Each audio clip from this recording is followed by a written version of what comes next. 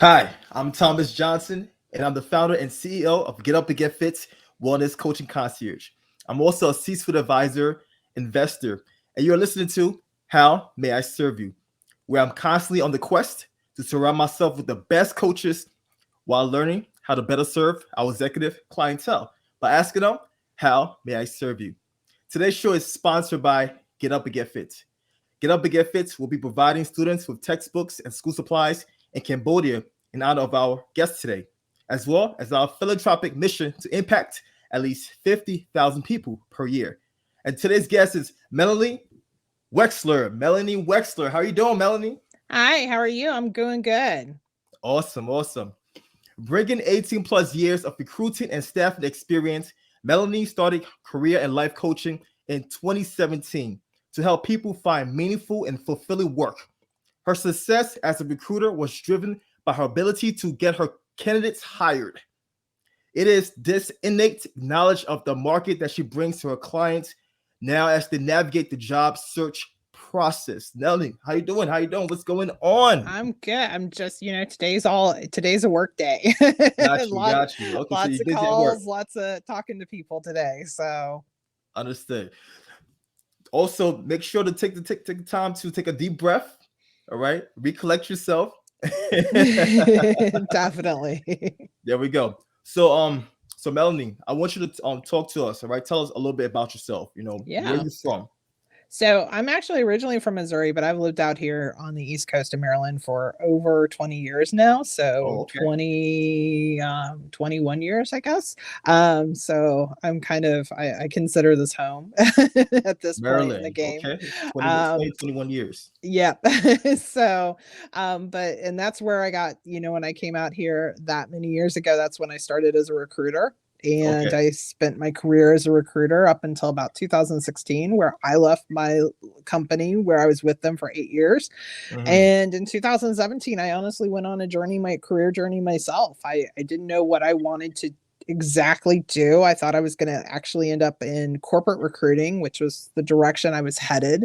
Okay. And then fell into coaching, to be honest with you. I was doing it really part-time in the very, very beginning. I was just working on resumes for people and just taking all Hmm. the skills and experience I had as a recruiter. And I found that that was kind of a missing space in the career coaching arena. Wasn't a lot of people that could actually attest to what happens behind the scenes, behind that Mm. curtain. Okay. I had worked with both the clients as well as the candidates. My job ultimately, or my success, was based on me getting my candidates hired by my clients. Hmm. So I just, started to make this transition, and it slowly built over time. And by 2018, I was doing it full time. And I've been career coaching and working with mid-level career professionals to executives on a full-time basis since then. Got it. Nice, nice. So I know you mentioned you stumble upon coaching, but while in that arena, were you able to connect with other coaches and hire other coaches to work with? Yeah, in the very beginning, I was really fortunate. I had two coaches that really were helping me just kind of Okay. overcome some of my own life Mhm. challenges that I was experiencing. Okay. I know there's this Instagram, perception, or the social media perception, you got to have it all together and all the pieces, like, you live this perfect life. And that wasn't my life in 2017. And I suffer from anxiety. That's something I'm very open with, and I was having a lot of my anxiety was really bad back then. I mean, I still have it, but I'm better in control of it now. Hmm. And so I was really fortunate. I had two coaches that really kind of helped truly get my mindset back in the game, because I was kind of at a very low point professionally. Okay. Well, just in a lot of ways, financially, professionally, personally, with personal relationships. And here I was looking for a job, and I think it was hard because I had the struggle of, like, I know what hiring managers look for, and Hmm. I knew I wasn't showing up as that person. Hmm. And I was, but I'm struggling here, and I'm like, how do I get there? So I was really fortunate. Two coaches actually worked with me, actually in the very beginning, because the finances gave me their services on a kind of a part-time basis for free, because they just wanted to Bonus. help me out and build Okay. me up. And So I was really fortunate, and that's where it changed. And then I've had a couple of business coaches along the way, and just, continuous. And, I'm actually in the going to be looking to kind of up level my game again. And so coaches need coaches, and you Yes, have indeed. to, everyone's on a journey, and you have to, constantly know what you need to work towards. Yeah. Melanie, I want to give you your kudos right now, because you assess where you're at, and you decided to seek help, right? You decided to seek the right guidance to help propel you to the next level. Now, oftentimes people will sit in their mediocrity and their faults and just complain, but that wasn't you, right? You assessed yourself and decided to take action. So kudos to you for taking those steps. Thank you. Yeah, I think you have to you have to kind of reach your rock bottom. I knew I was at my rock bottom, to be very honest. I knew that. And and it wasn't a place I was happy with. It wasn't a place that I was, it wasn't good for my family. It wasn't good for me. I questioned a lot of what I did, and and even had people tell me like, "Oh, you can't be a coach. You can't. Why are you thinking about being a career coach when you don't even have your life in order?" I actually had an acquaintance tell me that, and it really made me mad, because where I was just a stepping stone in my life at that point. It didn't negate all the experience and knowledge I had. I still possess that. I just didn't believe in myself. Yeah. And so part of what I do as a career coach, and, some people, we could talk about resumes, we could talk about LinkedIn profiles, but really it starts with your mind. It starts with your mindset. Like if you are not in that right frame of mind to be looking for a job, to be going on interviews, to be putting yourself out there in your networks or wherever, it's not going to happen. It really will not happen. It's only when you have that confidence and belief in yourself that you can go out there and showcase that. You wonder why the person with the least amount of experience sometimes gets the job. It's because of how they showed up in that interview. Yes, like people gravitate towards that. People want to be around those people. And so when you don't show up like that, you're doing yourself a disservice. So sometimes I tell people all the time, we got to get the mindset right before we can even work on the job stuff. So what you said on the secondary. mindset is the foundation. It's the foundation you need before you could take the next step to go forward. Absolutely. I would 100% tell you that mindset, you really have to do a mindset check, and you really have to kind of say, where am I? What do I kind of need? Like, what am I feeling like what am I missing right now? Do I have the full confidence to really embrace it? For me, it was even just having somebody tell me that I could do it. Even if I did not necessarily believe it in myself, that person was telling me I had the ability to do this. And I just had to let go of this, these things that were weighing me down, and not worry about those in that moment, and just show up in that moment with that confidence of what my abilities were. And embrace that. So, that I would say is 100%, the foundation is your mindset. Like you've got to be, because the job search process is not easy, like, and I would say, even like, whether you're a job seeker or you're a business owner, you're an entrepreneur, you're transitioning in your career, wherever you are, those journeys are never easy. So in order to be able to go through that, you do have to have a good mindset in place. Got it. So Mel, I know you're big on mindset, which is extremely important. So now I want you to share with us your coaching style, right? When you work with a prospect, how do you go about assessing this prospect to get them to the level that they need to get in order for them to either get hired or hire a potential worker? So a couple of ways that I do in particular is I'm a big listener. And, coming from the recruiting background, I used to have managers that would tell me like, "Oh, you're not a natural born salesperson." I'm like, I know, like, I know that. Or people would oftentimes tell me like, "Is she on the phone?" Because I always had my headsets on. And she's like, she's not talking to anybody, but she's just sitting there. I was always listening to my clients. I was always listening to my candidates. And I think that's the biggest approach. One of the approaches that I take is I listen to what they're telling me. And then I, let them know this is what I'm hearing. And see where that first off resonates with them. The other thing is I try to be very I don't want to say brutally honest, but very to the point and very direct. Like, hey, this is where I see the disconnect. This is why I think this isn't working. Like, you're not, like either you're not being fully committed to this process, and this is why, you've got to like figure out all this other stuff before I can even help you. Like, I could redo your resume and I could do that, but it's not going to get you the point, it's not going to get you where you need to be. It might, but it's not going to serve you. So I try to be very direct. I was always a very direct recruiter, put it out there, was very open, put out, just like laid the lay of the land. Here we are. This is what you can expect. So I think those are the biggest two factors that when somebody hires me, that's what they get, is that I really do truly, like, I listen to them and I really take in their words and what they're saying.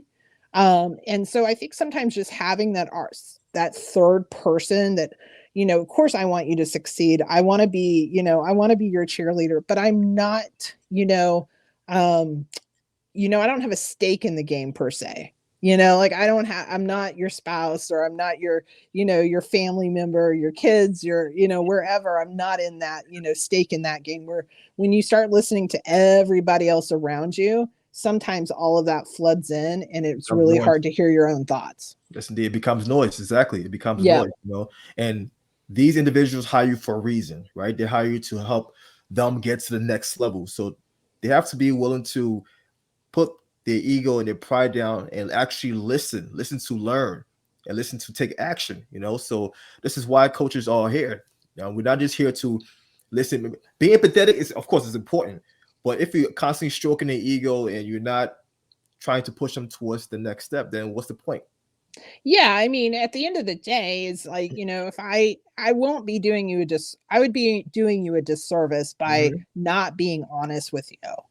And, and I can tell for the most part, like, okay, here's what's broken in the system. This is why you're not connecting with interviews, or, even your mindset affects when you apply for jobs. I know that sounds really like a little woohoo and a little arbitrary, but I can tell you, like, if you, like, when you hit that submit button, just saying like, just constantly saying like, that's going to be my next job. That's going to be my next job. Like, just kind of continuously repeating these positive statements and affirmations changes how you think. It changes how you speak. It changes how your effect is on others. And so it's these little mind things. And, and that's the thing when I start hearing, just constant negativity, or, just like, I don't know why nobody's supporting me. And it's like, nobody's there. You have to do this. And if you need support, did you ask for, I had a client say that to me, didn't understand why nobody reached out to her when she got laid off. And I said, did they know that you need help? They may not know you need help. They may think you knew you were going to be laid off. You already have a job. Maybe you don't need the help. Maybe you're interviewing. They don't know what you don't ask for. So, so again, you have to be willing to put yourself out there, but you also have to be willing to listen and to be willing to kind of take that in and decide, what am I going to change, and what am I going to, what do I really want to do? And, what am I willing to change in myself? Yeah, it definitely sounds like being able to have a certain level of self-accountability is key in order to. It definitely is, because I can only do so much of the work. I work heavily with like the resumes and the back end stuff, and really getting that and helping my clients really shape that. And I always tell them, like, hey, the most successful candidates I have are the ones that are involved in the process. They're the ones that give me the feedback and say, hey, I don't like this on the resume. Could we change it? And the reality is there's not, when it comes to like a resume, for example, we have room for ideas, and it's not like this black and white, like, oh, you have to do it a certain way. I mean, there's obviously certain things we follow and protocols and whatever, but there's room for creative ideas and suggestions. And if it's something that I don't think is necessarily going to hurt you, or, hey, yeah, that's a great idea. I don't have all the answers myself. Okay. Like I'm like, oh, that's a great idea. I love that. So I welcome that. And I tell my clients all the time, the ones that are involved in this process, that go back and forth, that really engage and like trust the process, are the ones that are going to get the biggest impact. It's a team effort. 100%. Yes, indeed. So, Melanie, I want you to tell us a success story where you utilize your coaching style to help elevate one of your clients. Yeah, I mean, one that just kind of popped into my mind was a young mom. She came to me. She worked here in the DC market with she's worked with actually very well-known companies. She Okay. had on her list of, company, and I work with clients to develop kind of their top list, the top Hmm. 10 list, so to speak. But one, she's in the social media, the marketing standpoint, and she had working for the March of Dimes. She had a personal story of why that was important to her. And she saw Mm. this opening and she's like, this is the job I want. Like, I want this job. And so we really focused on, how to not just shape her resume for that job, but how to shape it overall for other opportunities, Okay. in the same kind of space. But she was really passionate about it. And like, that was truly where her heart was. And she got that first interview. It took a while. Their process, it took a while. And so, but she finally ended up landing that job. And so getting that type of hearing that, like seeing that, fruition from like, this is the job I want, and then actually going and landing that job. And now she's in that position, and she's loving it, and she's highly successful. It's just one of many success stories. And that gives me, like, okay, hey, we worked through that process together. We talked it through. We did interview prep. We did resume. We worked through all of the pieces to get her to that point. Yeah, being able to take a person from the beginning to the end process, that must be a extremely fulfilling feeling. Even as a coach, you always are like, yes, it works. Like you always want to hear those stories. You always want to have that. But yeah, no, that definitely is that's why, definitely why I do this, Yeah. in terms of like, okay, because in the reality, coaching is so, people all the time like, oh, can you offer a guarantee? And the reality is I say, I can't.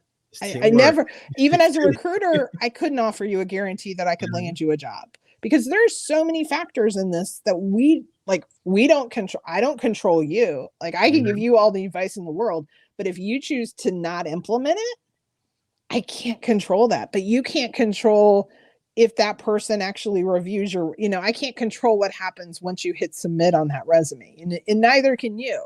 So what I can do is I can equip you with the right tools and the right knowledge to continue this process so that it works for you. But I can't ever make that guarantee in life that, like, hey, I can snap at my fingers and voila, you've got that job. You have to put in the work. Yes, indeed. So, what does your typical client look like? Because of my career as a recruiter, I worked in so many different fields. Mhm. I worked in so many different fields. And so, right now I would say my average client is probably in that mid-professional range, Okay. or in the C-suite, Mhm. C or executive suite, somewhere in that frame. But I've got clients, across the board right now. I've got clients in IT. I'm working with a VP in construction and design. A lot of social media and marketing. I'm doing a lot with individuals there. I'm trying to like think of my list. And I've got some individual, entrepreneurs that are actually going to be going back into the kind of the workspace. They're looking for some additional challenges and wanting to expand in kind of their own business areas as well. So I even have, those individuals. So I have kind of an array of clients that I work with, but on Mhm. average, it's probably that mid-level professional to C-level executive. Got you. Okay. So, with that being said, what does your dream client look like, though? With the various traits that we spoke about earlier. I want you to you give me know, like an avatar. Yeah, I mean, my dream client really is that individual that we connect Mhm. and we're able to work together as a team. And I know that's a little vague when it comes to an avatar, but I've always had trouble, because when you set up a coaching practice, they always say create your ideal client, create your avatar. Because I work with both men and women. I'm not, I'm very open to that. But those are the clients that I get the most enjoyment. I have a lot of, there's actually clients that I have like actual relationships with now, and that, I'm connected with on Facebook, or we text each other and say, Merry Christmas, Happy New Year. How are you? Right. How's the kids? How is everything happening? So those are the clients that I'm really connected to, is the ones that we are able to build these relationships with, and that I can really give that, advice to. And so, those are the ones that, that honestly, we feel that kind of like, okay, wow, I am supposed to, work with you. Like, this is, you're pushing me and I'm pushing you, and you're helping me evolve, and I'm doing the same for you. Awesome. Mel, what drives you? What wakes you up each morning? So I'm very goal driven, but honestly, at the end of the day, it's my kids. My kids are older. My youngest is 19. 19, really? Yeah. so, but at the end of the day, they are still what drives me, is just to be able to continue to create a life that, to help them and help them pursue their dreams. And, I'm officially an empty nester now, so, which is weird. But space and time. I know. It's like I'm definitely embracing it.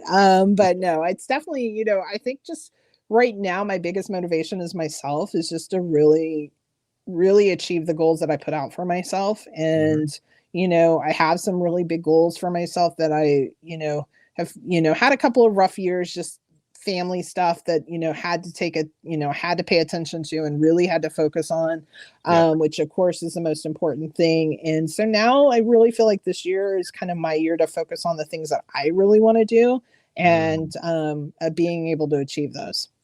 Amen. It's so important to invest in yourself. It really, really helps you to become a better individual, right? And I know being a mother and having kids, most of your time was probably dedicated towards the kids than your work, right? So now you have time to focus on you. Yeah, and it's a balance, of not, because I've always been a workaholic. It's just ingrained in me. And so, definitely learning to take those breaks and those balances has been a big factor for me. So I'm glad to hear this. As a wellness coach, I'm glad to hear this. So yes, wellness and health is definitely big on the list this year. And, getting back in shape and working out, and just, really kind of taking those times and not feeling guilty even though the workload may be kind of piling up in the background, but still taking those times and saying, no, this is my time, and it'll be there when I get back. So it's only one Melanie Mitchell. Come on now. Thank you. So are you currently working on any new projects that you would like to share with us? Yeah, so right now, one of the things that I'm going to be I'm just going to be officially doing a LinkedIn Lives on Tuesdays, off of so I perpetually procrastinated on this all last year, and I'd be like, I'm going to do videos. I don't like doing videos. I really don't. And I did not do the LinkedIn Live, and I just kind of pushed it off. It's not my comfort zone. It's not my wheelhouse, but I haven't, kind of an email community of former clients. And I made the official announcement Monday, actually. And I said, hey, starting on Tuesdays, I'm going to do LinkedIn Lives. I'm going to be talking. I don't know if anybody will show up, but that's okay. And that'll be fine. And, going through, offering some free coaching, offering career advice, hopefully be able to get some guests, to join me, and talk about the, things as I kind of develop that. So I'm going to be rolling that out. And then, as the year progresses, developing some group coaching programs, things of that nature that have kind of been in the works and a little bit on the back burner, but that's going to be really the focus for this year. Yes, indeed. And also, don't say hopefully, because you are going to do it. It is going to happen, and you will be successful. Okay, you have to claim it. You're absolutely right on that. That is absolutely correct. So yes, indeed. So if someone were to inquire about your services, or just want to get to know you a little bit more and hang out with you, where can they find you? So just connect with me on LinkedIn. That's the Okay. place I'm usually there most of the time because I'm working with either clients or responding to our clients and, posting and commenting. So you can always find me on LinkedIn. My website is www.findsucceedachieve.com. So you can always check me out there and send me a message there as well. So. Awesome. So I want you to tell the people your full name on LinkedIn. Yeah. So my full name on LinkedIn, it's hyphenated. So it's Melanie Mitchell-Wexler. So people know me by both. So I just keep both. Awesome. But Melanie Mitchell-Wexler is where you can find me on LinkedIn. Melanie, I just want to thank you for coming on today's episode. Thank How May I you. Serve You? Thank you for being transparent, sharing your story, right? And just being you. And Well, also, thank you. last but not least, how may I serve you? You know what? You have served me. This is my second podcast live interview I've done for 2022. Last year I set out a goal to do 12. That I had never done a podcast interview last year, and I achieved that goal. So I haven't given a specific goal number yet for this year in terms of that, but just kind of working on continuing to put myself out there, meet different people. And so you have already done that by having me on as a guest. Awesome. And I know once you start doing your LinkedIn live and you become more consistent, you will gravitate more guests, right? And vice versa. So it's like the law of reciprocity. You take, you give, and you take. It goes around and around and around. 100%. And I'm a big believer of what, always give before you ask. So. Yes, indeed. Again, this is your host, Thomas Johnson. If you enjoyed today's episode, please feel free to share it with someone else that will benefit. And make sure to tune in for next week's episode. Take care, be blessed, and cheers. We're out.